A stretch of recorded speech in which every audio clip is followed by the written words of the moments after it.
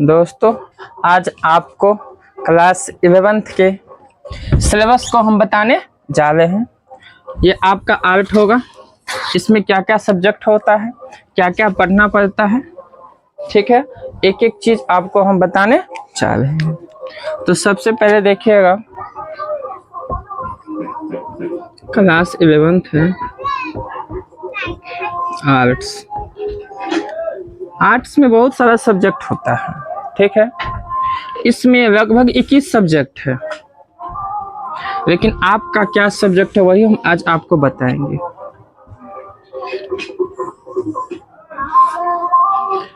Class 11th में जो होता है वह एग्जामिनेशन होता है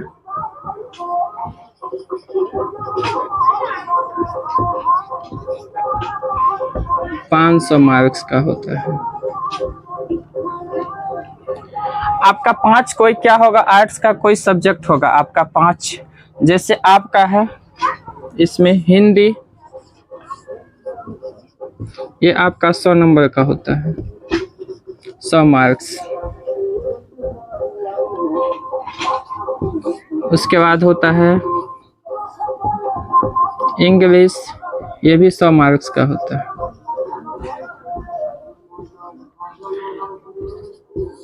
उसके बाद है हिस्ट्री, जिसको कहते हैं आप इतिहास, ये भी कितना मार्क का होता है, 100 मार्क्स का। उसके बाद है आपका पॉलिटिकल साइंस, जिसको कहते हैं राजनीतिक विज्ञान, राजनीतिक विज्ञान, ये भी आपका कितने मार्क्स का होता है, 100 मार्क्स का होता है। उसके बाद है आपका साइकोलॉजी, जिसको कहते हैं मनोविज्ञान,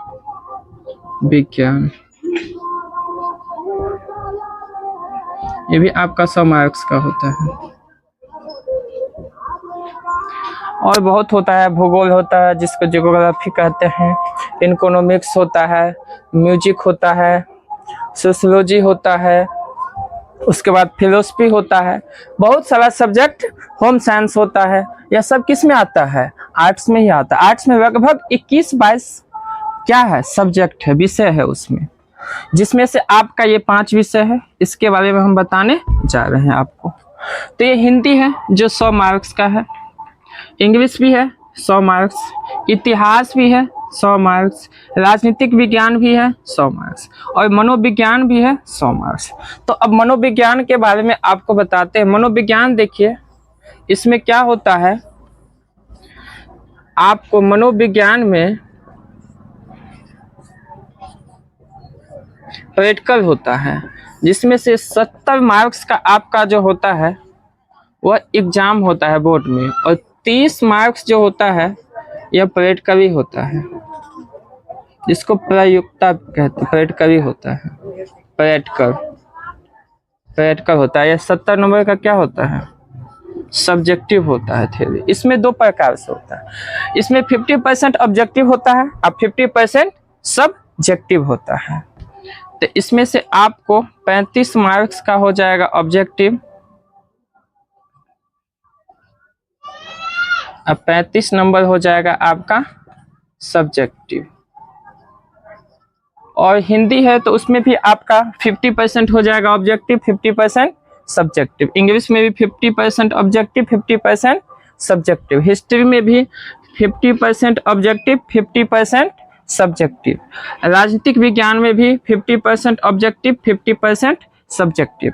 और मनोविज्ञान में भी होगा। तो इसमें क्या होता है, 70 नंबर का जो होता है एग्जाम होता है, थ्योरी का एग्जाम, 30 नंबर प्रैक्टिकल एग्जाम। इसमें से आपका 70 का 50% कितना मार्क्स होगा, 35 और 35, जिसमें 35 number objective, 35 number subjective.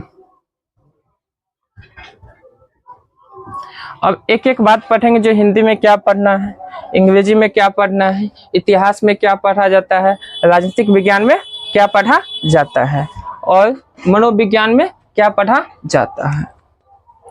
Hindi होता है जो साहित्य सब्जेक्ट होता है, साहित्य विषय होता है।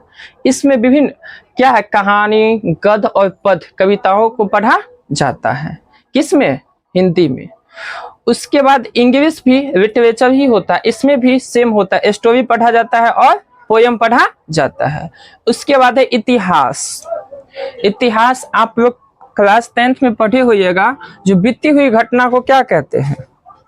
इतिहास कहते हैं।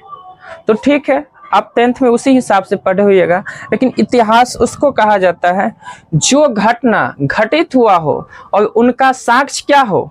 उपलब्ध हो, उसी को क्या कहा जाता है? इतिहास कहा जाता है। नहीं तो क्या होता है, कोई घटना घटित हो गया, उनका कोई साक्षी नहीं है, तो क्या वो इतिहास कहलाएगा? नहीं कहलाएगा। तो जब कोई घटना घटित हो और उनका साक्ष्य क्या हो? उपलब्ध हो, उसी को क्या कहते हैं? इतिहास कहते हैं। उसके बाद है राजनीतिक विज्ञान। राजनीतिक विज्ञान में हम किसके बारे में पढ़ते हैं? तो आप लोग जानते हैं राजनीतिक, जिसमें किसके बारे में अध्ययन किया जाता है? राज्यों के बारे में अध्ययन किया जाता है। इसी को इंग्लिश में कहते हैं पॉलिटिक्स। जो अनेक प्रकार से क्या क्या, जिससे क्या चलता है? समाज, देश, शासन, प्रशासन, यानी कि सब कुछ को संचालन करने के लिए किसकी आवश्यकता पड़ता है? राजनीतिक विज्ञान। ये आपका सबसे महत्वपूर्ण सब्जेक्ट होता है। इसी से पूरे देश, अभी संविधान भी जो है वह किसमें, संविधान भी पढ़ेंगे तो किसमें पढ़ा जाएगा? राजनीतिक विज्ञान। यानी कि जो भी सारा सिस्टम है, शासन प्रशासन, सब कुछ, सबका अध्ययन इसी में किया जाता है। उसके बाद है मनोविज्ञान। मनोविज्ञान आप लोग, इसमें क्या है? मन का अध्ययन किया जाता है। यह, इसको इंग्लिश में कहते हैं साइकोलॉजी। क्या कहते हैं? साइकोलॉजी। जो दो शब्दों से मिलकर बना हुआ है, साइको और लोजस से मिलकर बना हुआ है। साइको का अर्थ होता है सेल्फ, यानी कि आत्मा, और लोजस का अर्थ होता है अध्ययन करना। जिसमें किसका अध्ययन किया जाता हो? आत्मा का अध्ययन किया जाता हो, उसे क्या कहते हैं? साइकोलॉजी कहते हैं।